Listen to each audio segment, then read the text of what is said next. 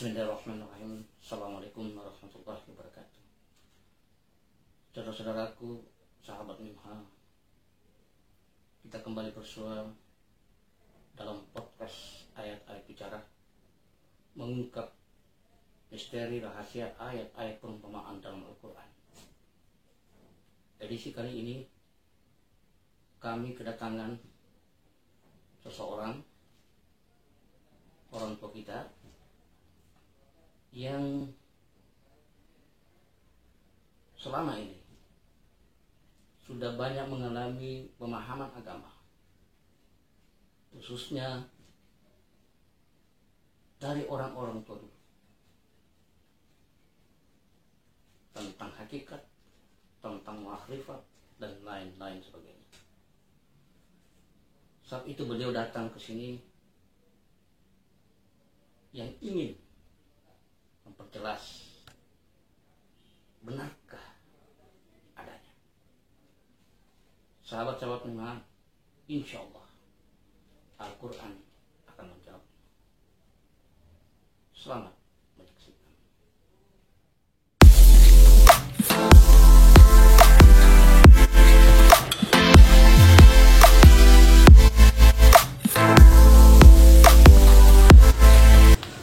Assalamualaikum warahmatullahi wabarakatuh, Pak Ustaz. Waalaikumsalam warahmatullahi wabarakatuh. Kebetulan malam ini sudah masuk tentang bagaimana cara kita membaca ayat-ayat Al-Quran secara makna, saya kira begitu. Kemudian dari sahabat Mimha, dari yang di Cucak, ini kurang jelas alamatnya di mana, tapi namun demikian baiklah saya bacakan, mudah-mudahan Pak Ustaz bisa menjawabnya juga secara makna. Pertanyaannya begini, Ustaz.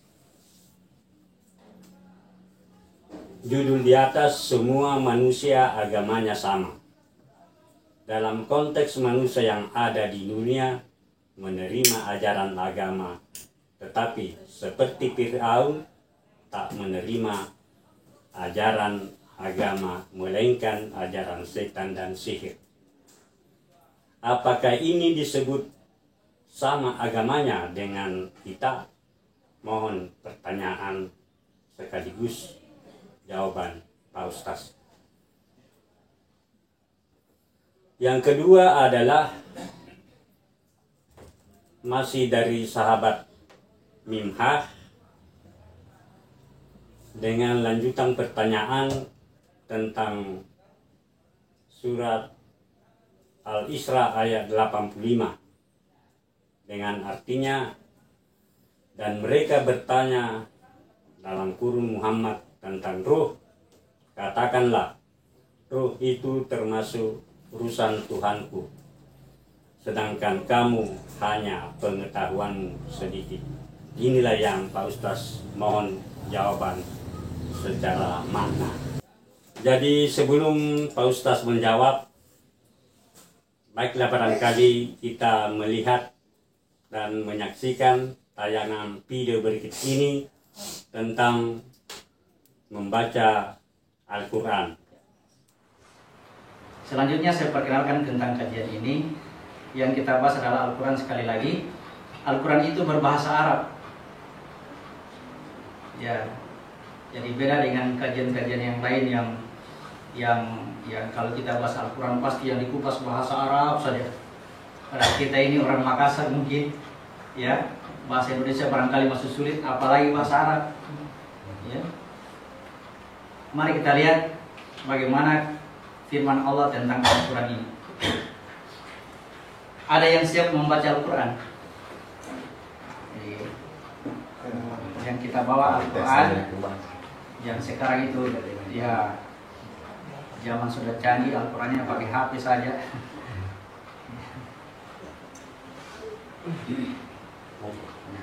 Kita lihat surat 19 ayat 97. Ini tentang Al-Quran. Surat 19 ayat 97. Langsung saja artinya. Kita baca dulu artinya. Ada yang bisa mengaji? Ya, nanti kapan-kapan bisa mengaji ya. Kita baca dulu artinya karena kita sekali lagi orang Makassar ya, orang Indonesia. Kita mau tahu dulu bahasa Indonesia seperti apa. Surat 19 ayat 97. Surat 19 ayat 97. Maka sungguh telah kami mudahkan Al-Quran itu dengan bahasamu, agar dengan itu engkau dapat memberi kabar gembira kepada orang-orang yang bertakwa, dan agar engkau dapat memberi peringatan kepada kaum yang membangkang. Jadi Al-Quran sendiri yang menjelaskan bahwa Al-Quran ini Muhammad itu diturunkan kepada Muhammad, ini dimudahkan dengan bahasamu. Ya. Karena Muhammad orang Arab, maka Al-Quran diturunkan dalam bahasa Arab. Ya, supaya apa? Supaya Muhammad itu mudah memberi peringatan, memberi penjelasan. Diturunkanlah dia ke dalam bahasa Arab. Jadi bukan karena karena bahasa Arab itu istilahnya kita selalu selalu agung-agungkan, selalu mistik-mistikan ya. Kalau dulu di zaman kecil-kecil kita ini ya menginjak saja tulisan Arab sudah dibilang itu awas Al-Quran, padahal bukan Al-Quran ya, tulisan Arab biasa ya. Al-Quran ditulis dalam bahasa Arab, diturunkan dalam bahasa Arab karena memang nabinya orang Arab. Seandainya Al-Quran diturunkan dalam bahasa Inggris, Allah sikit Muhammad pernah bilang Tuhan ini. Seandainya Muhammad orang Makassar, Al-Quran turun dalam bahasa Makassar. Seandainya Muhammad orang Indonesia, Al-Quran turun dalam bahasa Indonesia. Jadi intinya bukan bahasanya, melainkan apa yang mau disampaikan dari Al-Quran itu. Dipahami ya? Jadi karena kita orang Indonesia, kita mempelajari Al-Quran pakai bahasa Indonesia. Ya, karena kalau saya bahasa Arab di sini pasti bingung semua apa dia bilang itu. Ya. Kebetulan juga saya tidak mengerti bahasa Arab. Tidak tahu juga. Baik. Kita tambah surat 30 ayat 22.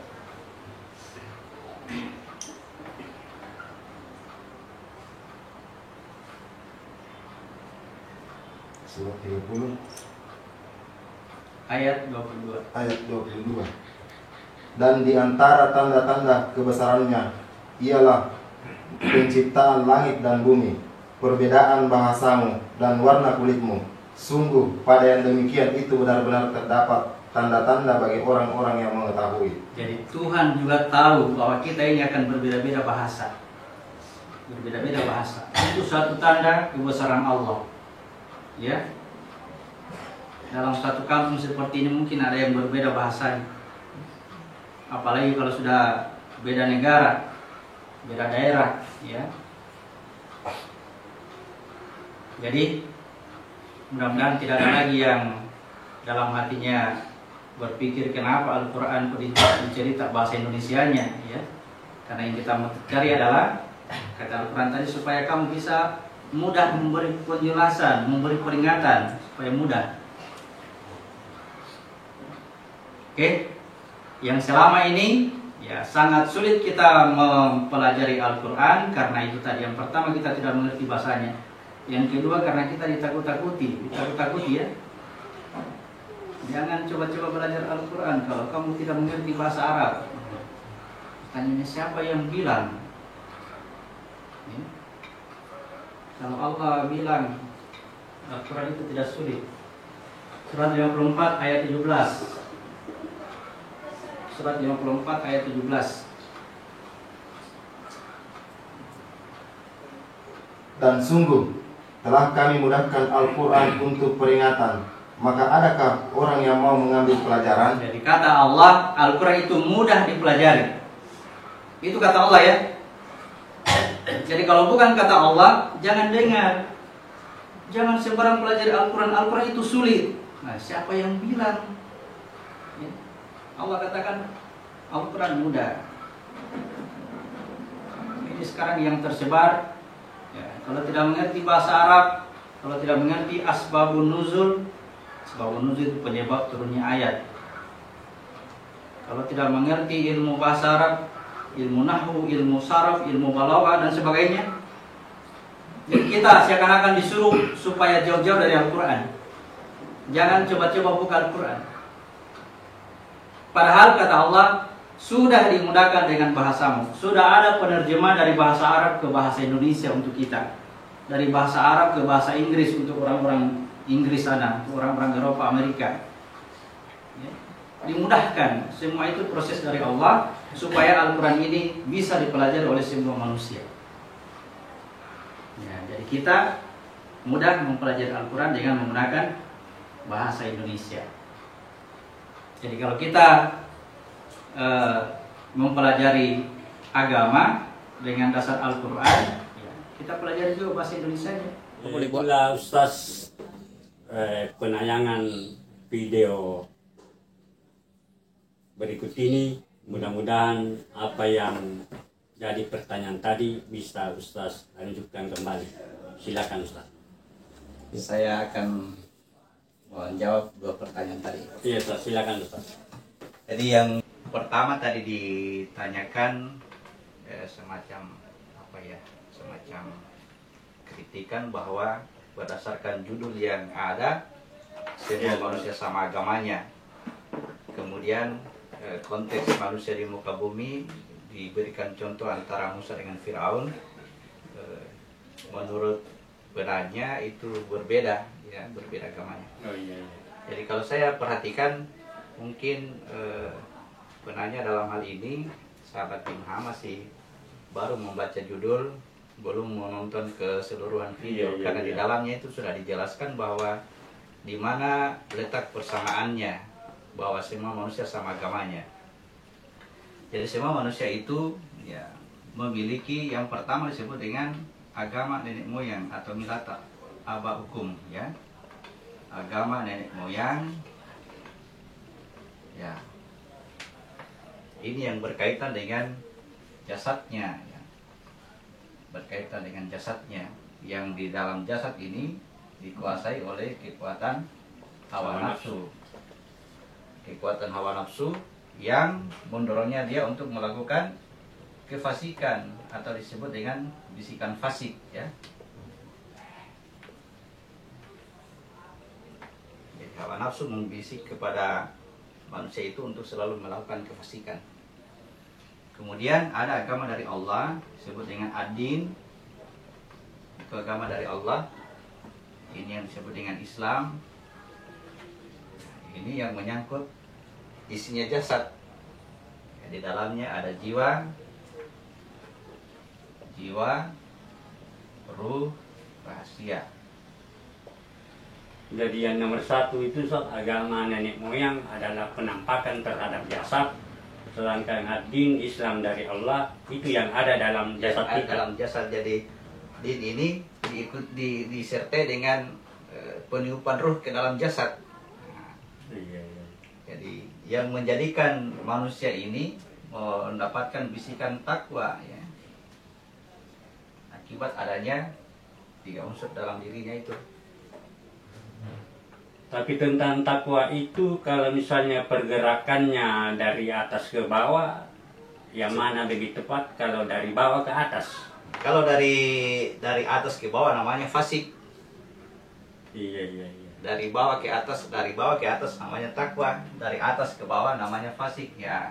Kalau bahasanya bahasa yang kita sudah pahami ini, yang mana atas yang mana bawah pada diri kita ini yang disebut dengan atas adalah kesadaran, yang disebut dengan bagian bawah itu adalah perasaan. Ya, kalau dia kesadaran mengikuti perasaannya, berarti dari atas ke bawah itu akan menimbulkan kefasikan. Tapi kalau perasaan mengikuti kesadaran, ya, dipimpin oleh kesadaran, nah, itu disebut dengan takwa. Takwa itu berarti bergeraknya dari bawah naik ke atas. Artinya dari kezaliman kebodohan menuju kepada kecerdasan. Kalau kefasikan dari kecerdasan menuju kepada kezaliman dan kebodohan. Kalau ada istilah yang mengungkapkan bahwa semua manusia itu di dunia pada saat sekarang ini dan yang dulu-dulu bahkan yang akan datang, Ya. itu awalnya dari kepastikan dulu. Bagaimana itu? Apakah Ya. bisa naik sampai ke tingkat ketakwaan atau ada halangan-halangannya? Jadi ketika terlahir, awal pertamanya itu adalah agama nenek moyang. Iya, iya. Jadi begitu dia lahir, maka dia adalah memiliki agama nenek moyang. Kemudian diberikan petunjuk kepadanya supaya dia kembali kepada agama, kepada adin. Kembalilah kepada din Islam. Ya, ikutilah ajarannya para nabi. Jadi dari pertanyaan tadi bahwa Fir'aun tetap bertahan pada agama nenek moyang. Iya, iya. Kekuatan hawa nafsunya sangat besar. Sedangkan Musa mengikuti petunjuk dari Allah. Dari Allah. Jadi Musa mengikuti kembali kepada Islam, sedangkan Fir'aun tetap bertahan pada agama nenek moyang yang jelas dikuasai oleh hawa nafsu. Kemudian Ustaz, apakah kedua jalan ini antara agama dengan din atau Islam, apakah telah diskenariokan oleh Allah atau kita sendiri sebagai pelaku yang disetir oleh hawa nafsu atau dari Allah sendiri? Ya, jadi kita diberi kekuatan untuk memilih. Diberi kekuatan untuk memilih pada diri kita, apakah kita pilih din Islam atau tetap bertahan pada agama nenek moyang. Ya, kalau kita memilih din atau Islam ini, berarti kita kembali kepada jalan yang benar. Berikut Ustaz, Ya. antara Islam atau di luar Islam, apakah kita ini sebagai Muslim bisa menghargai, menghormati manusia di luar Islam? Ya, Muslim itu seperti apa? Itu dulu ya. Iya, iya. Kita sebut tadi kita sebagai Muslim. Nah, ini masih tanda tanya, betulkah kita sudah Muslim? Kan seperti itu. Iya, iya, iya. Artinya kalau kita sudah Muslim, sudah pasti masuk surga tanpa hisab. Gitu ya, sudah pasti masuk surga tanpa hisab. Ya. Kalau kita Muslim, berarti seluruhnya diri kita itu diserahkan kepada adin secara keseluruhan. Tidak ada lagi kekuatan hawa nafsu yang mempengaruhi diri kita. Bukankah namanya itu Ustaz serah diri, berserah diri? Sudah berserah diri. Ya, berserah diri artinya sudah tidak ada lagi hawa nafsu yang menggerogoti diri kita untuk bisa menyerahkannya kepada Allah. Jadi dalam perjalanannya itu berserah diri, tiga ini akan menjadi pembatas, pembagian bagi dirinya, sehingga muncul namanya yang Yahudi. Ya, ketika dia terkandas dalam perjalanannya kembali terhenti pada dimensi jiwa. Ada juga yang namanya Nasrani, terhenti pada dimensi ruh. Ya, jadi yang benar itu ikuti agamanya Ibrahim. Kenapa agama Ibrahim? Karena dia berangkat dari milah, fattabi'u millata Ibrahim, dari agama nenek moyang. Kemudian dia berlaku lurus, hanif, lurus terus, tidak singgah-singgah, tidak berhenti di jiwa, tidak berhenti di ruh, tapi sampai ke puncak. Itu namanya berjalan secara lurus. Ya, tidak lurus itu disebut dengan Muslim. Muslim. Jadi kata Muslim itu sejak dari Ibrahim sudah ada, dari Musa sudah ada, dari Isa sudah ada. Jadi seluruhnya nabi-nabi mengajarkan tentang Islam. Kemudian Ya. Tentang agama, sebab semua agama sama, dan di mana dalam agama tersebut ada kebaikan atau ada Allah di dalamnya. Ya. Apakah bisa juga di akhir hayat ini nanti setelah mendapat hidayat bahwa ikutilah agama nenek moyangmu Ibrahim, apakah bisa juga masuk surga? Ya, jadi pernyataan tadi semua agama sama itu perlu diperbaiki dulu. Kalau kita kembali ke Al-Quran tidak seperti itu. Kalau disebutkan semua agama sama berarti banyak agama. Banyak agama. Kalau bahasa yang saya sampaikan, semua manusia sama agamanya. Kalau sama agamanya berarti seluruhnya itu manusia sama, berarti hanya satu agama. Iya, betul. Melekat pada dirinya agama nenek moyang dan Islam. Kalau dikatakan semua agama sama, nah ini kan pertanyaannya agama-agama apa yang dimaksud ini? Kalau tidak disebutkan dalam Al-Quran sebaiknya jangan dibahas, ya. Iya. Lebih bagus kita bahas apa yang disebutkan dalam Al-Quran tentang manusia ini. Ternyata bahwa semua manusia itu sama agamanya. Begitu terlahir, dia awal mulanya adalah agama nenek moyang, agar menjadikan dia pertama itu adalah kafir dulu, kafir. Kemudian turun petunjuk supaya manusia itu keluar dari kekafirannya menuju kepada Islam. Oh, iya. Kalau dalam perjalanannya menuju Islam ini dia berlaku lurus, tidak singgah-singgah, tetap tegak lurus mengikuti petunjuk dari Allah, mencapailah dia penyerahan diri secara total. Itu yang disebut dengan muslim. Muslim. Jadi pesan dari Allah, jangan sampai mati dalam keadaan tidak muslim. Tidak muslim. Artinya dipengaruhi oleh ini agama nenek moyang yang dipengaruhi oleh kekuatan hawa nafsu. Iya, iya. Nah, baik, itu barangkali pertanyaan yang pertama tadi mungkin Ya. sudah Oke, Ustaz. sudah jelas. Yang kedua. Pertanyaan yang kedua tentang yas'alunaka nakali ruh. Mereka bertanya kepada tentang ruh. Iya, iya, iya. Katakanlah Muhammad bahwa ruh itu urusan Tuhan. Kamu tidak memiliki pengetahuan kecuali sedikit. Betul. Nah, jadi ruh, pengetahuan tentang ruh hanya sedikit menurut perkataan Allah, menurut firman Allah. Kata sedikit ini menurut ukuran kita kira-kira sebesar apa? Ya. Betul, betul. Kalau kita berhitung presentasi ya di bawah 50%. Ya. Iya, iya, iya. Kira-kira ya dari ilmu tentang ruh. Ya. Ini artinya ada orang yang memiliki pengetahuan sedikit ini, ya, yang sedikit ini di bawah 50% tentang ruh, tidak seluruhnya. Iya. Maka ketika kita mempelajari tentang ruh, bertanya tentang ruh kepada orang, maka ilmu yang kita peroleh paling tidak hanya di bawah 50% tentang ruh itu, belum mencapai secara keseluruhan. Iya, iya. Karena Allah katakan hanya pengetahuan sedikit. Pengetahuannya sedikit. Iya, Jadi hanya bagaimana pengetahuan untuk sedikit. bisa mencapai Sedikit. 100%, Iya, iya. tahu persis tentang ruh, maka itu harus bertanya ke sumbernya, ke Allah tadi. Artinya harus pengetahuan langsung baru bisa full. Iya, iya. Jadi biar kita belajar bagaimana kepada orang lain tentang ruh ini, saya ulangi ya, tentang ruh, tidak bisa mencapai di atas 50%, di bawahnya di sedikit sekali gitu. Ukurannya seperti apa. Iya. Nah, untuk bisa lebih tahunya, ya Allah ajarkan langsung. Allah perkenalkan langsung bahwa ruh itu seperti ini. Nah, itu 100% tahu. Nah, ini tentang ruh. Ada juga pengetahuan yang hanya Allah yang tahu. Misalnya di surat Al-Baqarah ayat 1. Alif, Lam, Mim. Sepakat ulama, hanya Allah yang tahu. Itu maksudnya apa? Sedangkan di ayat 2-nya dikatakan Al-Quran ini tidak ada keraguan di dalamnya, petunjuk bagi orang bertakwa. Iya, iya, iya. Bagaimana bisa dijadikan petunjuk sementara hanya Allah yang tahu. Akhirnya orang berhenti mencari tahu, tidak bisa ditahu ini. Padahal maksudnya adalah pengetahuan tentang ini didapat langsung Dari Allah. dari Allah. Biar kita bertanya kepada orang, menjelaskan tentang itu, tidak akan dapat pengetahuannya. Pun kalau kita sudah tahu, seumpama dikasih tahu oleh Allah misalnya, kita sudah tahu kemudian kita sampaikan ke orang, orang lain tidak bisa tahu. Sampai dia diketahui disampaikan Dia tahu langsung sendiri. juga dari Allah. Dan jangan ragu, bagaimana bisa disampaikan dari Allah? Kan Allah katakan, Ar-Rahman, Ar-Rahim. Allamal Quran. Ar-Rahman itu mengajarkan Al-Quran. Iya, iya, iya.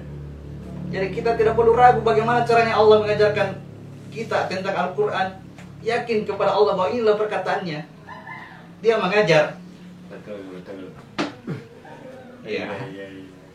Jadi ketika kita sudah berniat mencari tahu tentang itu, ya Allah itu maha melihat, maha mendengar apa yang terbersih dalam hati kita, maha tahu apa yang kita ingin ketahui, maka dia akan menyampaikan sesuai dengan caranya.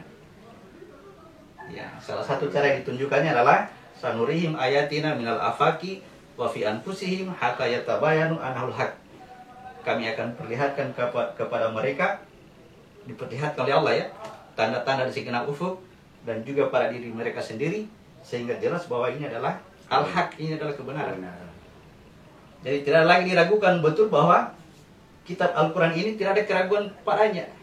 Petunjuk bagi orang yang bertakwa. Iya. Kebenaran yang luar biasa karena Alif Lam Mim juga adalah kebenaran. Ya, dengan catatan seperti tadi, kita tidak bisa mendapatkan pengetahuan itu dari sesama kita manusia ini.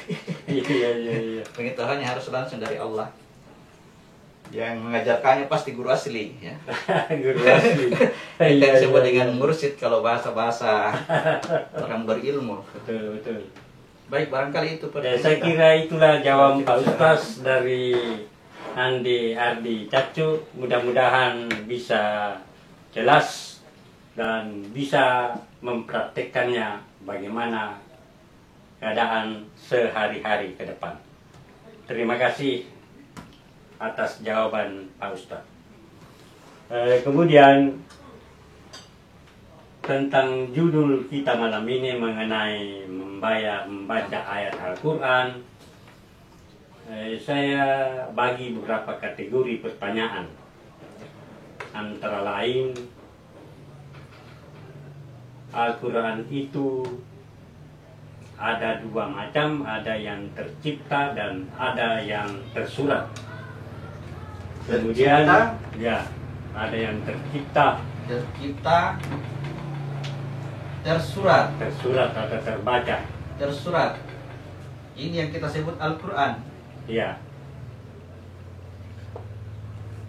Kita tahu ini Pak ya. Tercipta Al-Quran itu ada tercipta, ada tersurat. tersurat. Yakin dengan pernyataan ini Pak? Yakin. Dari mana kita ambil ini? Saya punya ini pribadi. Oh, Pendapat pribadi. Pendapat pribadi bahwa Al-Quran itu tercipta dari alam semesta. Barangkali yang kita maksud ayat. Ada ayat-ayat nyata, ada ayat-ayat. Ya, itu yang dimaksud. Ayat. Iya. Ayat yang nampak, yang nyata, ya, dan ayat yang tersembunyi atau tersirat. Ya. Yang kita sebut tersurat itu disebutnya dengan Al-Quran. Tulis sebagai kitab ya, seperti itu Pak. Baik, lanjut. Kemudian alam semesta ini kalau kita miniaturkan menjadilah diri kita sendiri, sebab apa yang terjadi di alam semesta itu pun yang terjadi pada diri kita sendiri secara makna. Ya, itu yang saya sebut dengan makro dan mikro. Makronya adalah alam semesta, tanda di alam semesta ya Pak. Iya, iya. Mikronya adalah tanda pada diri, ya. Tanda pada diri kita. Pada diri, ya. Boleh lanjut. Iya. Kemudian kalau masih dimikrokan tentang apa yang ada pada diri kita, maka itulah membentuk sebuah julukan bahwa tubuh kita ini adalah satu buah Al-Quran, biasa juga disebut sebagai Al-Fatihah. Nah, bagaimana caranya itu mensinkronkan supaya di antara sahabat Minha itu bisa jelas cara memaknainya juga. Silakan Ustaz. Ya, kalau kita membaca Al-Quran sudah mampu memahaminya secara keseluruhan, termasuk memahami perumpamaan-perumpamaan yang ada di dalamnya, ya, kita akan menemukan bahwa tanda secara makro di alam semesta itu adalah sama dengan tanda yang ada pada diri kita. Ya, perumpamaan jadi seluruh alam semesta bermakna seluruh jasad ini, ya. Kemudian disebutkan bahwa seluruhnya jasad ini adalah bermakna seluruh Al-Quran. Sehingga ketika kita membaca Al-Quran, selalu larinya itu adalah ke wilayah ini, ke wilayah secara keseluruhan. Ternyata yang disebut dengan Al-Quran itu terbagi dua. Ada ayat muhkamat, ada ayat mutasabihat. Ayat muhkamat itu adalah induknya Al-Quran, umul kitab atau Al-Fatihah. Iya, iya, iya. Nah, ini yang ada agak kontroversi dengan apa yang kita pahami selama ini, bahwa ya banyak orang membaca Al-Quran kemudian mencari-cari ayat membuat hukum bahwa ayat ini muhkamat atau mutasabihat. Padahal dalilnya jelas bahwa yang disebut dengan muhkamat itu adalah umul kitab. Dan umul kitab itu hanya Al-Fatihah. Iya, iya. Jadi tidak diragukan karena ayat yang menyebutkan. Jadi di luar daripada Al-Fatihah itu semuanya muhkamat. Mutasabihat. Iya, Bahasa iya. perumpamaan. Jadi kalau kita kaji secara menyeluruh, saya katakan ulang tadi, secara menyeluruh itu Al-Quran disimpulkan bahwa tempatnya Al-Fatihah pada diri kita menempati 7 titik induk, ya, saya sebut seperti itu. Iya. Karena Al-Fatihah adalah induk Al-Quran. Di sini ayat pertama, Alhamdulillahirabbil alamin. Ayat kedua di antara alis itu, Iya, iya. Rahmanir-Rahim.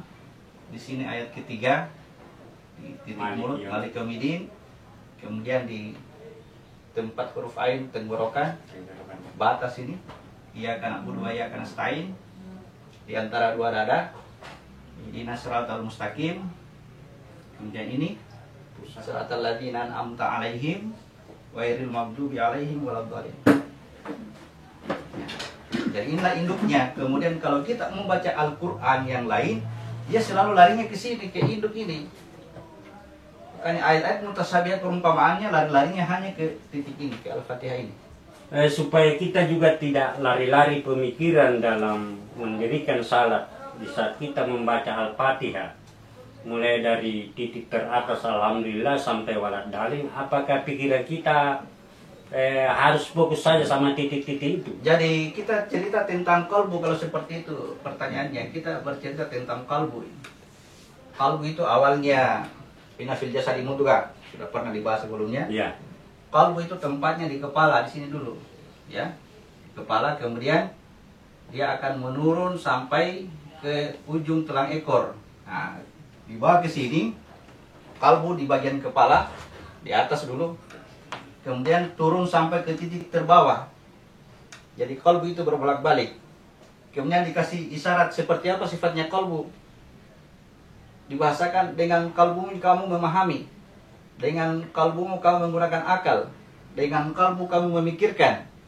Jadi pikiran itu berasal dari sini. Nah, ketika Al-Fatihah turun, pikiran itu akan mengikuti jalannya titik-titik tadi sampai ke bawah.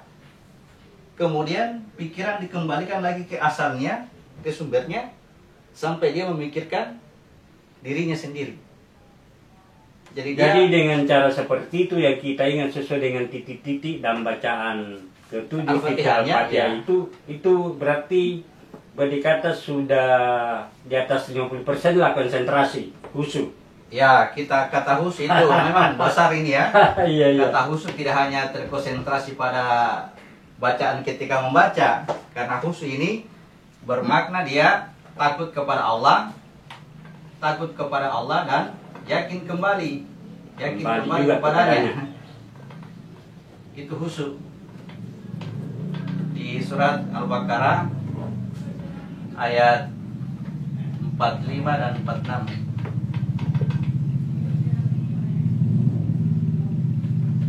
Nanti kita baca ya, nanti kita baca. Ini konsep khusyuk itu takut kepada Allah, yakin kembali kepadanya. Ini artinya didasari oleh pengetahuan tentang tauhid, tentang Allah. Dalam praktek sholat yang kita masuk dengan khusyuk adalah terpusatnya konsentrasi misalnya, maka kita hanya memikirkan apa yang ada pada titik itu. Ini kan sebutlah ini hanya sebagian untuk bisa mencapai khusyuk itu tadi. Oh iya. Ya. Tapi tidak bisa langsung dikatakan sudah khusyuk.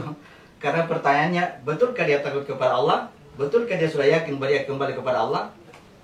Ya. Karena kalau sudah mampu ini, tercapai ini, sholat itu pasti menolong. Karena wasta'inu bis sabri was salat, jadikan sabar dan salat sebagai penolong. Hal itu berat kecuali orang-orang yang khusyuk. Artinya hanya khusyuk yang mampu menjadikan sabar dan salat itu sebagai penolong. Besar ini, tidak main-main ini ya kata khusyuk ini. Berikutnya, Ya. Apakah yang dikatakan atau dijuluki bahwa telah menjelajahi bumi secara menyeluruh, kalau dalam tarikan napas itu titik fokusnya ke 7 titik ini?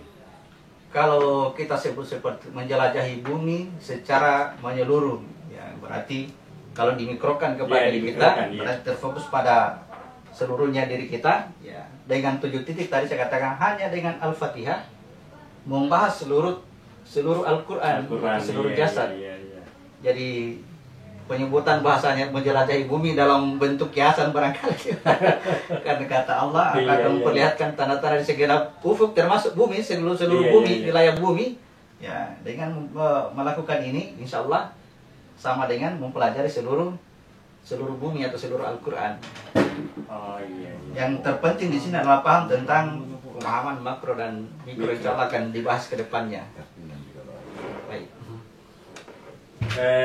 Kemudian pertanyaan terakhir barangkali Ustaz. tentang pemaknaan bahwa bila mana kita kembali, seluruh manusia akan melewati satu pintu.